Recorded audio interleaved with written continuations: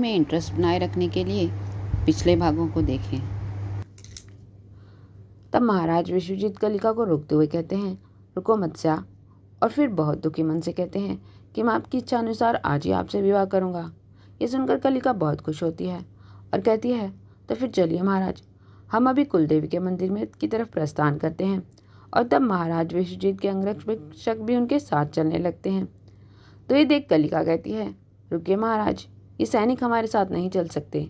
महाराज विश्वजीत कहते हैं, क्यों, ये सिपाही हमारे साथ क्यों नहीं चल सकते? कलिका कहती है, महाराज, हमारे कुल में रिवाज है कि विवाह के निश्चित होने पर कुलदेवी के मंदिर में केवल वर और वधू ही जाते हैं। मंदिर तक की यात्रा वर और वधू को अकेले ही करनी होती है, इसलिए हमें भी अकेले ही माँ पाताल भैरवी के मंदिर में जाना होगा। ये सुनकर एक सिपाही कहता है, बड़े ही अजीब रिवाज हैं आपके कुल के। तब कलिका क्रोध भरी नजरों से उस सिपाही की तरफ देखती है और फिर अगले ही क्षण महाराज की तरफ देखते हुए कहती है, महाराज, आप इन सभी सिपाहियों को वापस नगर लौटने का आदेश दीजिए। तब प्रधान अंगरक्षक कहता है, महाराज, कृपया ऐसा कोई आदेश न दीजिएगा, हो सकता है इसमें शत्रु का कोई षड्यंत्र निहित हो। इतना सुनते ही कलिका गुस्से में चिल्लाते हुए कहती है, तो तुम्हारे कहने का तात्पर्य है कि ये जो कुछ भी हुआ है वो सब षड्यंत्र मैंने किया है? और फिर महाराज विश्वजीत पर व्यंग करते हुए कहती है, हाँ हाँ, ये सब मेरा किया हुआ षड्यंत्र है। मैंने ही आज आपको वन में शिकार के लिए बुलाया था और मेरे कहने से ही उस सर्प ने आप पर आक्रमण किया और फिर मैंने ही आपको वचन देने के लिए कहा। और फिर हाथ जोड़ते हुए कहती है, मुझे इससे अपराध हुआ महाराज, मुझे क्षमा कीजिए। तब महाराज विश्वजीत कहते हैं, नहीं मत्स्या, सैनिक की बातों का यह अर्थ नहीं था। कलिका झूठे आंसू बहाते हुए कहती है, कोई बात नहीं महाराज, मैं इनकी बातों का अर्थ समझ गई। इसमें सैनिक का कोई दोष नहीं है। आज का समाज का नियम ही है कि प्रत्येक नारी को अपनी सत्यता का प्रमाण देना पड़ता है। जब देवी सीता को भी अग्नि परीक्षा देनी पड़ी तो मुझ जैसी तुच्छ नारी की तो हैसियत ही क्या है। क्षमा महाराज, आप बहुत बड़े राज्य के महाराज और मैं एक छोटे से राज्य की राजकुमारी। आपने तो चौरावस्था में ही अपने युद्ध कौशल के बल पर संपूर्ण विश्व पर विजय प्राप्त कर ली थी, तभी तो आपका नाम विश्वजीत पड़ा। मेरा और आपका कैसा मिलन। मैंने अपने राज्य की सुरक्षा से चिंतित होकर अब मैंने ही आपसे कुछ अधिक मांग लिया। आपके जैसे शक्तिशाली पुत्र की कामना हेतु ही वरदान मांगा था। मुझे क्षमा कीजिए महाराज। और महाराज, आपके प्राण बचाने के षड्यंत्र में कृपा आप मुझे कारावास में न डालिएगा। हमारे राज्य में तो कोई भी ऐसा नहीं कि जो आपसे युद्ध करके मुझे मुक्त करा सके। और ये कहते हुए रोने लगती है, रोकर वहां से जाने लगती है। तब महाराज विश्वजीत आगे बढ़कर उसे रोकते हुए कहते हैं, रुको मत्स्या, आपको अपनी सत्यता का प्रमाण देने की कोई आवश्यकता नहीं। चलिए, हम अकेले ही आपके साथ आपके कुलदेवी के मंदिर में चलते हैं। ये सुनकर प्रधान अंगरक्षक कहता है, किंतु महाराज। तब भी महाराज विश्वजीत कहते हैं, तुम चिंता न करो सैनिक, हमें कुछ नहीं होगा। हमें मत्स्य विश्वास है। बस आप कुलगुरु के पास जाकर वहाँ यहाँ का सारा वृत्तांत सुनाएं और उन्हें हमारे विवाह की सूचना दें। तब प्रधान अंगरक्षक कहता है, जो आज्ञा महाराज। और ये कहकर वो सभी सैनिक वहाँ से चले जाते हैं। उनके जाने के बाद महाराज विश्वजीत कलिका से कहते हैं, चलो मत्स्या, आपकी कुलदेवी के मंदिर में चलते हैं। और ये कहकर कलिका को अपने साथ घोड़े पर बैठा लेते हैं और वन में दक्षिण दिशा की तरफ आगे बढ़ते हैं। और उधर सभी सैनिक भी अति शीघ्रता से कुलगुरु के आश्रम में जाते हैं। और तभी एक सैनिक कहता है, महाराज को ये आज क्या हो गया, जो स्त्री की बातों में इतना आ गए। साफ नजर आ रहा था कि वो स्त्री पाखंड कर रही है। तब प्रधान अंगरक्षक कहता है, अरे मूर्ख, जब तुम समझ गए कि वो स्त्री पाखंड कर रही है तो क्या महाराज नहीं समझेंगे? वो समझ गए कि उसने अवश्य ही कोई षड्यंत्र है, तभी तो उन्होंने हमें कुलगुरु के पास जाने की को कहा, अन्यथा वो हमें नगर जाने की आज्ञा देते, गुरुदेव के आश्रम में नहीं। तब एक सैनिक कहता है, अगर महाराज समझ गए कि हम इसमें कोई षड्यंत्र है तो भी उस स्त्री के साथ अकेले चले गए। तब प्रधान अंगरक्षक कहता है, वो सिर्फ अपने कर्तव्य का निर्वाह करने के लिए उनके साथ गए हैं। दूसरा सैनिक कहता है, वचन पालन के लिए। तब प्रधान अंगरक्षक कहता है, वचन पालन तो है ही, साथ ही एक राजा का कर्तव्य है कि वो अपने राज्य के विरुद्ध होने वाले षड्यंत्र का पता लगाए और षड्यंत्रकारी को समाप्त करे। इसलिए जल्दी चलो, कुलगुरु के पास जाकर उन्हें इसी सुख की सूचना देनी है। तभी उन सभी के सामने वही सर्प आता है जिसने महाराज विश्वजीत पर आक्रमण किया था। और तब एक सैनिक कहता है, देखो, ये शायद वही सर्प है जिसने हमारे राज्य पर आक्रमण किया। और ये कहकर अपनी तलवार उठाकर उस सर्प को मारने के लिए आगे बढ़ता हुआ कहता है, मैं अभी से मृत्यु का ग्रास बनाता हूँ, और अपनी तलवार से उस सांप पर प्रहार करने लगता है। तभी वहाँ एक सर्प, वह सर्प एक राक्षसी में परिवर्तित हो जाता है और उस सैनिक को गर्दन से पकड़कर ऊपर उठा कर देती है और कहती है, मैं नहीं सैनिक, आज तू मेरा ग्रास बनेगा। और ये कहकर उस सिपाही की गर्दन तोड़कर उसे वहीं मार डालती है। और फिर प्रधान अंगरक्षक की तरफ देखते हुए कहती है, षड्यंत्र तो अवश्य है, किंतु इस षड्यंत्र की सूचना तुम गुरु को नहीं दे पाओगे। तब प्रधान अंगरक्षक क्रोध में कहता है, दुष्टा, मैं तुझे अभी समाप्त कर दूंगा। और ये कहकर उस पर तलवार से प्रहार करता है। तभी वो उस तलवार को एक हाथ से पकड़कर कहती है, दुष्टा नहीं, रिष्टा, रिष्टा नाम है मेरा।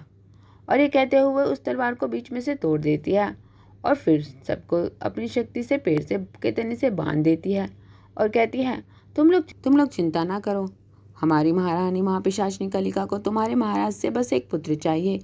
जैसे ही उनकी इच्छा पूरी होगी वो महाराज को मुक्त कर देंगी। परंतु दुख इस बात का है कि तुम अपने महाराज को दोबारा नहीं देख पाओगे। और ये कहकर सभी सैनिकों को मारकर उनका भक्षण करती है। उधर महाराज विश्वजीत कलिका के साथ घने वन में पहुंच जाते हैं। तब महाराज विश्वजीत कहते हैं, मत्स्या, और कितनी दूरी पर है आपकी कुलदेवी का मंदिर? कलिका कहती है, महाराज, बस कुछ ही दूरी पर है। तभी चलते चलते उन्हें एक सरोवर नजर आता है और कलिका कहती है, वो देखिए महाराज, वो सरोवर, उसके पास ही है हमारी कुलदेवी का मंदिर। और महाराज विश्वजीत उस तालाब की तरफ घोड़े को बढ़ाने लगते हैं, परंतु जैसे जैसे घोड़ा आगे की तरफ बढ़ता है बेकाबू होने लगता है। तब महाराज विश्वजीत घोड़े को शांत करने के लिए कोशिश करते हैं, उस पर काबू करते हैं, पर घोड़ा शांत नहीं होता और महाराज और कलिका को अपने ऊपर से नीचे गिरा देता है और जिस दिशा से आया था उसी दिशा में वापस भाग जाता है। तब महाराज विश्वजीत उनके पीछे जाने लगते हैं तो कलिका उन्हें रोकते हुए कहती है, महाराज, जाने दीजिए उसे। महाराज विश्वजीत कहते हैं, अचानक ऐसे क्या हुआ कि वो इतना बेकाबू हो गया और ऐसे भाग गया, हमें देखना चाहिए। कलिका कहती है, रहने दीजिए ना महाराज, जानवर है, जानवर की फितरत का क्या भरोसा, कब काबू आए और कब बेकाबू हो जाए। महाराज विश्वजीत कहते हैं, नहीं मत्स्या, घना जंगल है और दिन भी ढल गया है, कुछ ही समय में रात्रि भी हो जाएगी, कहीं कोई जंगली जानवर उस पर आक्रमण ना कर दे, इसलिए हमें देखना चाहिए और कहीं वो किसी खतरे में न पड़ जाए। और ये कहकर महाराज विश्वजीत घोड़े के पीछे जाने लगते हैं। तभी कलिका बहुत दुखी होकर कहती है, महाराज, मैं जानती हूँ आप वचनबद्धता के कारण मुझसे विवाह कर रहे हैं, अन्यथा आप यहाँ नहीं आते। महाराज विश्वजीत रुककर कलिका की तरफ देखते हैं। कलिका फिर कहती है, महाराज, अगर आप मेरे साथ यहाँ तक आ ही गए हैं तो कृपया हमारी कुलदेवी को इस तरह अपमान न करें। महाराज विश्वजीत आश्चर्य से कलिका की तो देखते हैं और कहते हैं, हमने आपकी कुलदेवी का अपमान कब किया मत्स्या? कलिका कहती है, माँ के द्वार तक आकर और फिर बिना दर्शन किए ही वापस लौट जाना, यह अपमान ही तो है, हुआ ना महाराज? महाराज विश्वजीत कहते हैं, हमारी ऐसी मंशा नहीं है मत्स्या, हम तो केवल। और फिर एक क्षण के लिए रुककर कहते हैं, अच्छा ठीक है, हम पहले अपना वचन पूर्ण करते हैं, अपने अश्व को हम बाद में ढूंढ लेंगे। और ये कहकर कलिका को के साथ चलने लगते हैं और चलते चलते तालाब के किनारे पर पहुंच जाते हैं। तालाब को देखकर महाराज विश्वजीत आश्चर्यचकित रह जाते हैं और कहते हैं, ये सरोवर तो रक्त से भरा हुआ है। तब कलिका कहती है, नहीं नहीं महाराज, ये रक्त नहीं है, ये तो इस सरोवर के जल का रंग ही ऐसा है।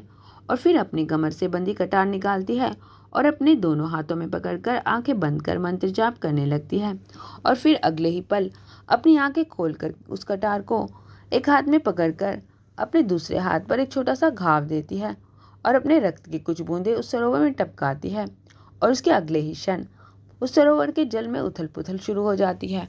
और फिर महाराज विश्वजीत की तरफ देखते हुए बोलती है, महाराज, यही है हमारे कुल का रिवाज। यहाँ पर कुल की जो भी कन्या विवाह करने के लिए आती है उसे इस सरोवर में अपने रक्त का भोग देना पड़ता है, इसलिए इस सरोवर के जल का रंग ऐसा है। महाराज विश्वजीत ये सब मौन रहकर देखते हैं और कुछ ही क्षणों में उस सरोवर में में से स्वर्ण का बना हुआ एक भव्य भवन ऊपर निकलता है, जिसके प्रकाश से चारों दिशाएं उजाला हो रहा था। और फिर वो भवन उस सरोवर की सतह पर आकर स्थिर हो जाता है। और ये देखकर महाराज विश्वजीत कहते हैं, तो ये है आपकी कुलदेवी का मंदिर? अद्भुत। कलिका कहती है, हाँ महाराज, यही है हमारी कुलदेवी का मंदिर। माँ पाताल भैरवी का मंदिर है ना, तो इसलिए धरती के भीतर है। आपको देखकर आश्चर्य हुआ होगा ना कि कैसा मंदिर है ये। तब महाराज विश्वजीत जरा सा मुस्कुराते हुए कहते हैं, ए मत्स्या, हमें किंचित भी आश्चर्य नहीं हुआ, क्योंकि आपके कुल के रिवाज हैं उनके बारे में जानने के बाद हमें लगा था कि आपकी कुलदेवी का मंदिर ऐसे ही किसी गुप्त स्थान पर होगा। अब तो रात्रि भी हो गई है और कुछ ही क्षणों में चंद्र ग्रहण भी शुरू हो जाएगा। चलिए मंदिर के अंदर चलकर विवाह विधि शुरू करते हैं। तब कलिका खुश होकर उतावली दिखाते हुए कहती है, हाँ हाँ महाराज, चलिए भीतर। भीतर चलते हैं और फिर वे दोनों मंदिर के अंदर जाते हैं। बड़ा वस्त्र नीचे गिर जाता है। ये देख कलिका कहती है, महाराज, आपका वस्त्र गिर गया।